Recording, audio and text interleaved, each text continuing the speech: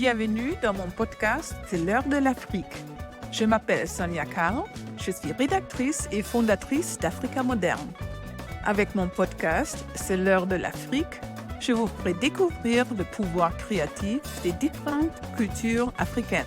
Sur mon podcast C'est l'heure de l'Afrique, vous allez rencontrer des artistes, des designers, des architectes et des intellectuels qui partageront avec vous leurs histoires et leurs points de vue uniques. Je suis ravie de faire cet épisode avec les pieds sur terre ici au Cameroun.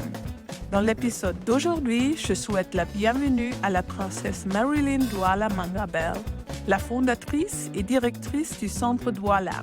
Princesse Marilyn, merci beaucoup d'être mon invitée aujourd'hui. Je suis plus qu'heureuse de vous rencontrer en personne.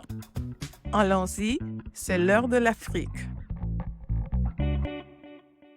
Princesse Marilyn, vous avez fondé l'espace de Douala en 1991 avec votre mari décédé, M. Didier Chaud. Quel espace vouliez-vous créer? Douala naît en 1991, donc de ce désir de paix ou de dialogue. Le couple Chaud, Didier et moi-même, nous profitons de la liberté d'association. La loi a été promulguée en décembre 1990. Nous profitons donc de cette loi pour, dès 1991, avoir le droit d'exercer une action de médiation, d'intermédiation par le travail des artistes entre le peuple et les administrations.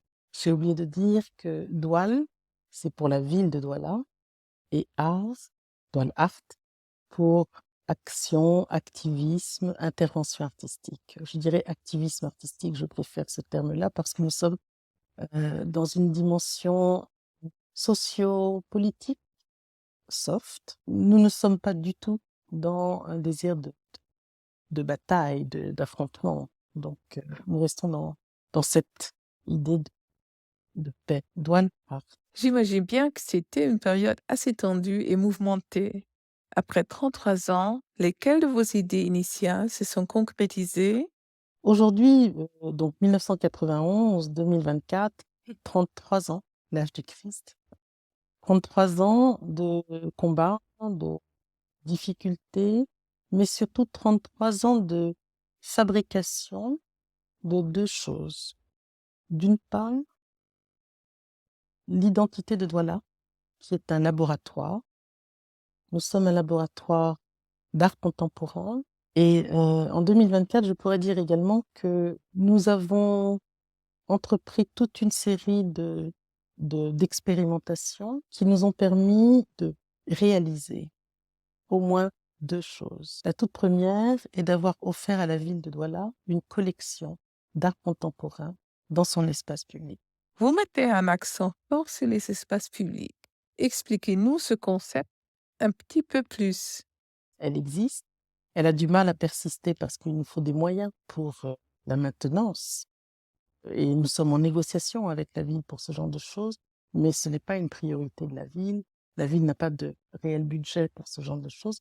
Donc, au travers de votre podcast, je lance un appel s'il y a des personnes qui pourraient aider à soutenir cette nécessité de maintenir ces œuvres d'art contemporains, cette collection patrimoniale dans la ville. Deuxième résultat, il y a une proportion de la population camerounaise qui a compris que la création artistique est une résonance avec leur vécu, leur sensibilité. Et nous avons de plus en plus de visiteurs. Lorsque nous avons ouvert l'espace Douala en 1995, les premières expositions, nous avions à peu près par exposition 80 visiteurs. Et sur les 80 visiteurs, nous avions environ 70 expatriés, dits camerounais, curieux, etc. Aujourd'hui, chaque exposition, bon, il est vrai que les expositions à l'époque, nous en avions 15 par an, qui était incroyable. C'était un travail, c'était énorme. Mais c'était important parce qu'il fallait donner de l'oxygène aux artistes. Il fallait les interpeller et leur dire, nous avons envie de vous exposer, travaillez et vous serez exposés. Donc, il fallait que ce soit, puisque à l'époque, nous étions le seul lieu ouvert aux artistes, permettant aux artistes de montrer leur travail. Je pense que l'art qu'on a mis dans la ville a interpellé suffisamment pour la curiosité des personnes, pour que maintenant qu'ils sont habitués et qu'ils passent devant les œuvres d'art parce qu'elles participent de leur quotidien, ont la curiosité de voir d'autres œuvres et de s'enrichir d'autres couleurs, d'autres discours. Et le mot discours est important parce que la troisième et dernière chose que je peux présenter comme un résultat, en tout cas comme un moment important, comme quelque chose d'important pour moi, de plus en plus d'artistes. L'art africain classique a toujours été lié aux traditions et à l'héritage culturel. L'art pour l'art n'existait pas. Chaque pièce représentait quelque chose ou quelqu'un. Voyons-nous davantage d'expressions individuelles et égocentriques? Qu'est-ce que vous en pensez? Dans l'art traditionnel, la création, parce qu'il y a eu création évidemment, avait plusieurs fonctions très différentes. Une fonction effectivement de participant à l'identité de la communauté, qui était celle de produire des objets, oui, des formes qui permettaient à la communauté de se reconnaître là-dedans. Et lorsque cette communauté ou les membres de cette communauté voyaient ces formes, voyaient ces objets, savaient qu'il s'agissait d'eux et de personne d'autre. Nous avons essayé, nous, de reproduire ça. La possibilité d'être des créateurs de formes qui permettent à une population qui n'est pas la communauté, mais plutôt la collectivité, de se reconnaître. Comment l'art contemporain, peut-être plus que jamais, va influencer et définir l'identité africaine d'aujourd'hui? Tous les artistes, aujourd'hui, sont conscients de leur rôle de témoin.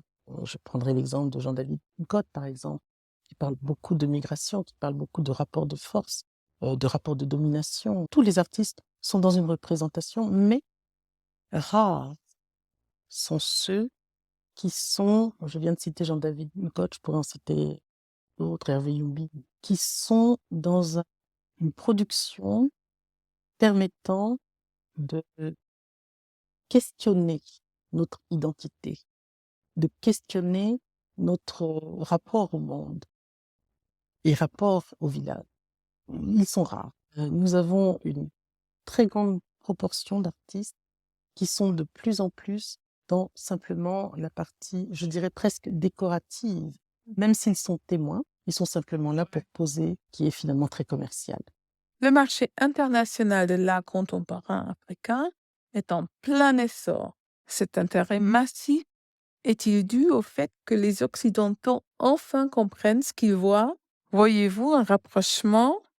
Je crois que un des grands défis qu'il va falloir résoudre, c'est la relation au marché de l'art.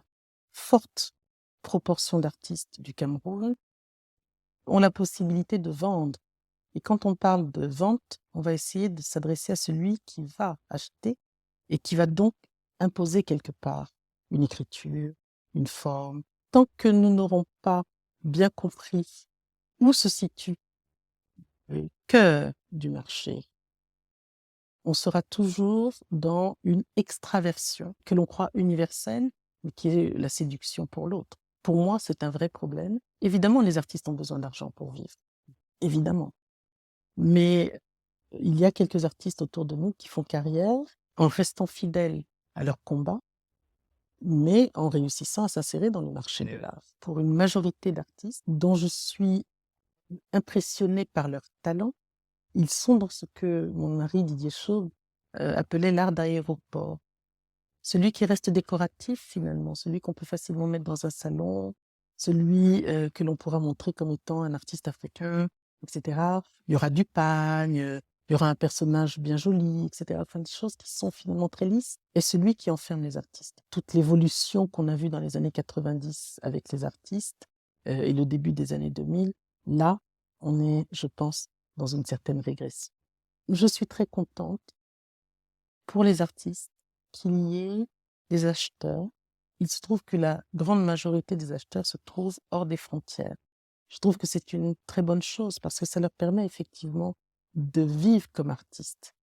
Ce que je regrette, c'est qu'ils ne sont pas encore capables d'imposer ce qu'ils ont au fond d'eux-mêmes leur permet de vivre dans quelque chose qui serait de l'ordre de la production presque artisanale, avec une qualité. Ceux qui achètent n'achètent pas quelque chose qui est à mettre à la poubelle, mais ils achètent quelque chose qui n'est pas forcément très intéressant à mon, à mon, à mon sens, parce que j'ai une certaine exigence sur la manière dont moi, africaine, camerounaise, doualaise, douala, j'ai envie de me présenter au monde dans une recherche, une quête d'identité.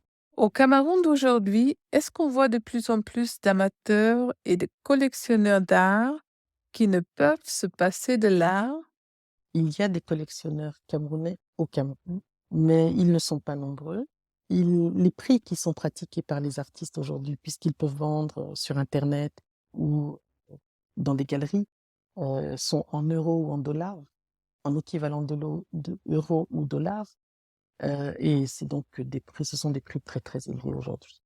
Ils ne s'adressent pas au marché camerounais, à celui qui potentiellement pourrait être acheteur. Mais ceux qui achètent restent cachés. Les collectionneurs ne s'affichent pas. C'est assez intéressant parce que en France, par exemple, que je connais un peu mieux que les autres pays du monde occidental, les collectionneurs s'affichent. Alors que ici, c'est absolument le contraire. C'est très africain. Enfin, je veux dire, c'est très camerounais, parce que je suis pas sûre que ça se passe comme ça. Mais ici au Cameroun, c'est pour vivre bien, vivons cachés. C'est un adage. Et oui, il y a des collectionneurs. J'ai eu l'opportunité de présenter la collection. J'ai vidé les murs et la cave, le fonds de réserve d'un ami collectionneur, et nous avons présenté sa collection. C'était très intéressant. Deux réactions intéressantes. 3. La première a été celle d'autres personnes qui se sont approchées de moi et qui m'ont dit, tu sais, moi aussi j'ai une collection. Des artistes, et de dire, waouh, je vois dans quel environnement se trouvent nos œuvres, je suis très fière. La valorisation du travail de l'artiste aux côtés d'autres travaux, c'est magnifique.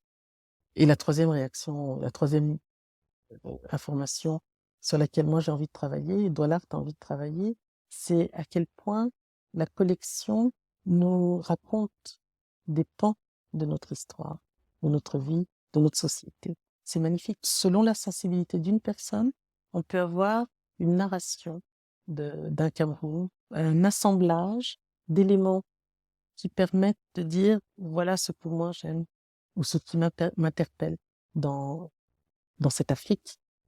Parce que le collectionneur en question avait commencé par des pièces du Cameroun et pas seulement d'artistes non camerounais qui avaient exposé au Cameroun également, et donc il construit une histoire, son histoire personnelle, sa relation personnelle au travers de l'art à son environnement. Mais nous aimerions poursuivre l'exposition de collections privées pour pouvoir sensibiliser sur le fait d'acheter et le fait que cette collection, le collectionneur, il a l'avantage, de soutenir la scène artistique, puisqu'il achète. 2, il constitue des pans de l'histoire, de la narration, selon sa sensibilité d'une certaine Afrique. Et je trouve que c'est très important de savoir, d'avoir ces témoins de l'histoire, ces témoins que sont les artistes, au travers du regard et de la sensibilité d'un individu. Merci d'être resté avec nous jusqu'à la fin. Si vous aimez ce que vous entendez, n'hésitez pas à liker et à vous abonner pour ne plus jamais manquer un épisode. Vous pouvez également vous abonner à mon mensuel The Foufou sur africamoderne.org et me suivre sur Instagram. Ici Sonia Carl pour Africa Moderne. À la prochaine!